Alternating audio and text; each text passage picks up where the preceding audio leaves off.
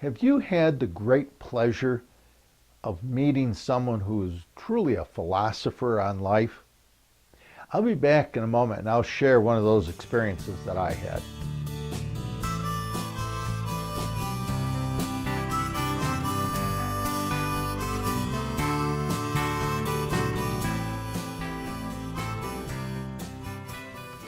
I used to believe that great philosophers came with a PhD or were really old. I now know that's not true. Some of the most profound philosophers I've met in my life have been people I would never have guessed to possess a philosophic mind. The most recent example of this kind of disconnect happened in a nursery while I was purchasing some perennials for our spring garden this year.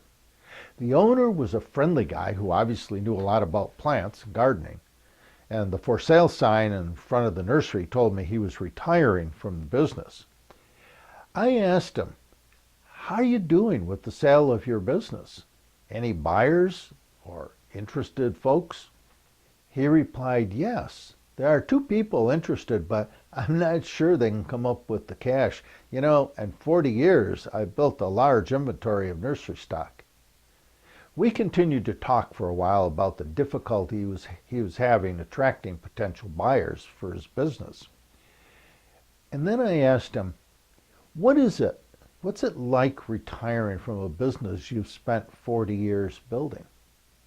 He thought for a few moments and then said, "Selling the nursery is emotionally harder than I ever thought it would be.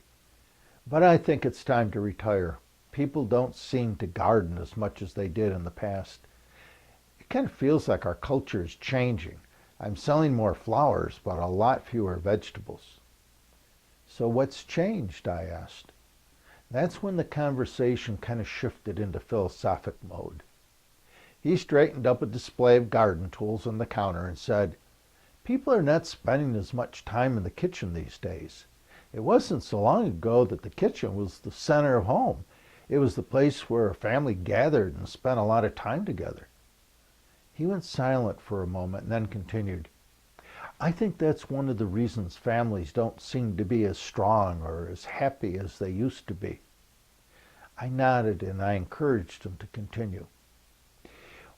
"When I opened my business almost 40 years ago, the people who came into my nursery seemed happier. The adults almost always came with their children. In fact, I spent most of my time back then answering the kids' questions. How to plant tomatoes, how to stack old tires and fill them with dirt so they could make a potato plant produce more potatoes."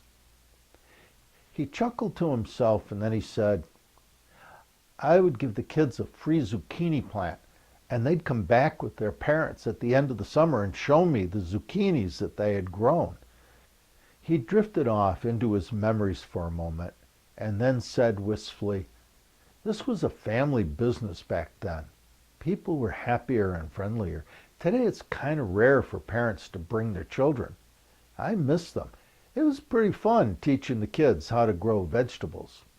He paused for a moment, his mood visibly brightening as he kind of shook off the melancholy of retirement.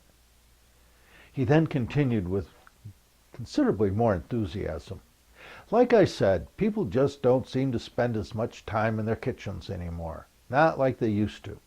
I think families that had a vegetable garden not only ate healthier, they seemed to spend more time together in the kitchen, and I think that's what brought families together."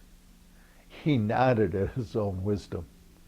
And then he surprised me by saying, "I believe things may be changing back to how they used to be. I think it's a good sign that the economy is encouraging people to get back to raising more of their own food. In fact, I'm telling potential buyers that I think this might be an excellent time to get into the nursery business." We continued to enjoy our conversation for a few more minutes, and as I picked up my vegetable seeds and plants and headed toward the car, I told him, "If I was 30 years younger, I would take a serious look at buying this nursery." He smiled and said quietly, "You and me both."